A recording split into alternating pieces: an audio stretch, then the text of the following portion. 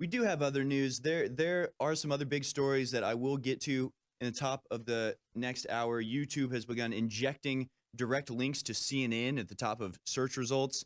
Color me surprised. Nancy Pelosi's daughter says that warns Trump that she'll, quote, cut your head off and you won't even know you're bleeding. Very sane and genteel comments from the left as usual.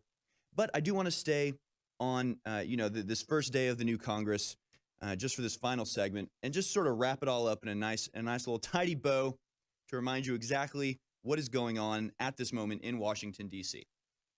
So you have Nancy Pelosi, who has proven herself recently utterly incapable of leading negotiations or forging consensus as a leader is supposed to do.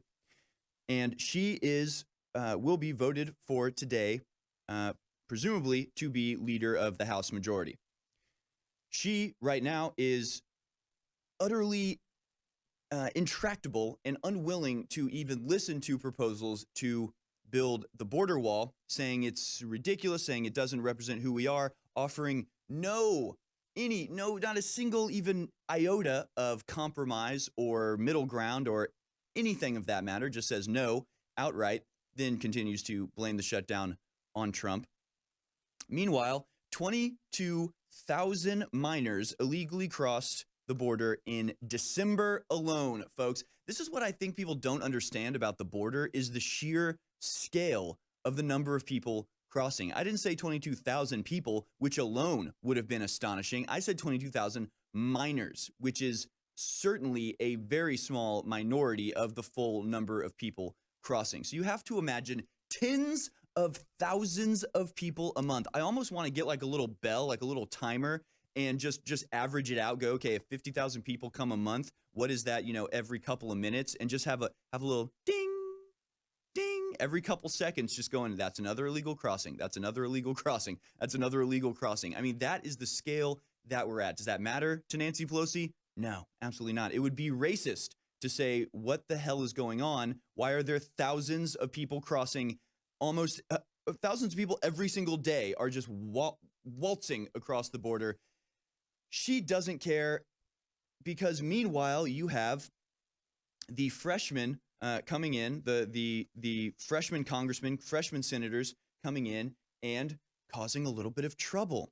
House Democrat leaders are set to advance sweeping internal rule changes Thursday that would attempt to bring more sunshine to congressional governance and diffuse a pair of political powder kegs that wreaked havoc on the GOP leaders over the past 8 years. But on their first day of power in Congress, Democrats must stave off a liberal rebellion in their own ranks.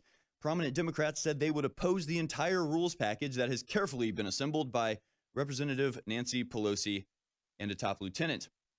Now, of course, this is Alexandria Ocasio-Cortez and Ro Khanna, who are refusing to vote yes on this rule package change. Do you know why? Can you guess why they might be opposed to a rule change? Well, it's because it holds over a rule. It continues a rule known as PAYGO, pay as you go.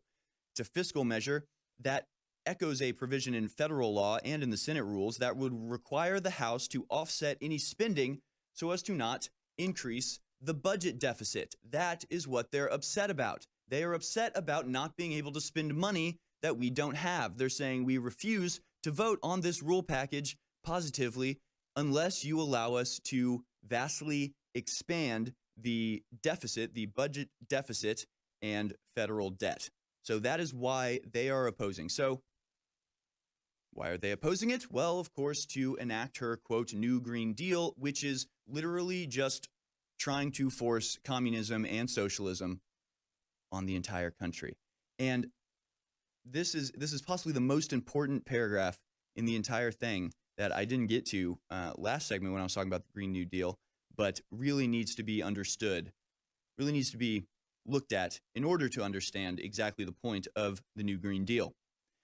Ocasio-Cortez sees this plan, the Green New Deal, as being a vehicle through which social equality might finally be realized through the use of reparations to right historical injustices.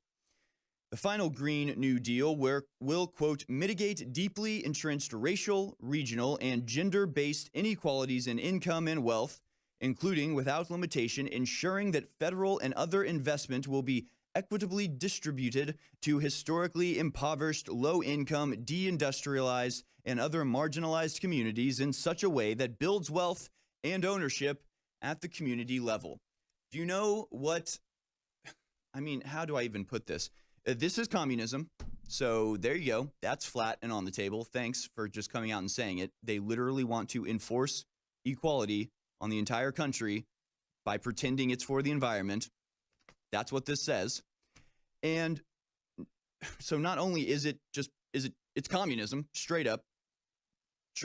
It's also, reparations. Good. Well, let's throw reparations in there because, I knew we were talking about that a little bit. I'm glad it's here on paper now, so we know exactly what we're dealing with.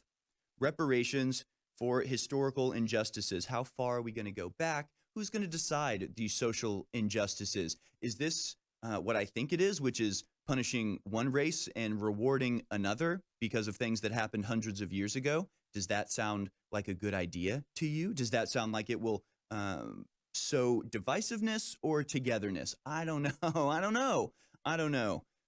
You tell me, Alexandria Ocasio-Cortez, whether punishing one group, rewarding another, based completely off, historical inability to understand history.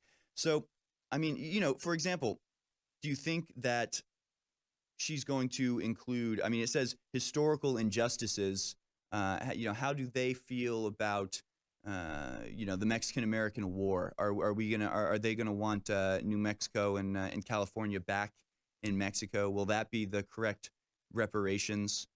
Do they even understand that we actually conquered all of Mexico and gave it all back to them? Do they understand? Do they understand that it's the only time in American history during the Mexican-American War that a vast swath of people that lived on the land were instantly made American citizens and kept everything that they owned, and that nothing was stolen from any Mexican citizen and only transferred governmental control? Do they understand that? No, of course not. They understand history in the following way. White men are responsible for all the evil in the world. My understanding of history is Obama, was the great hope that fixed everything. Prior to him, there was Hitler and slavery. And that's their entire understanding of the way the world works. And they believe in intersectionality, and they believe in these identity politics. And it's they probably, I think she probably does actually care. I think Alexandria Ocasio-Cortez is not a liar. I think she is stupid. But I think she is honest and honestly thinks that she's helping these people, but it's so nonsensical, her solutions. And in addition, it says they want to help impoverished, low-income, deindustrialized, and other marginalized communities in such a way that builds wealth and ownership at the community level. Do you know the one organ that cannot do that? The one system and establishment that cannot do that is the government.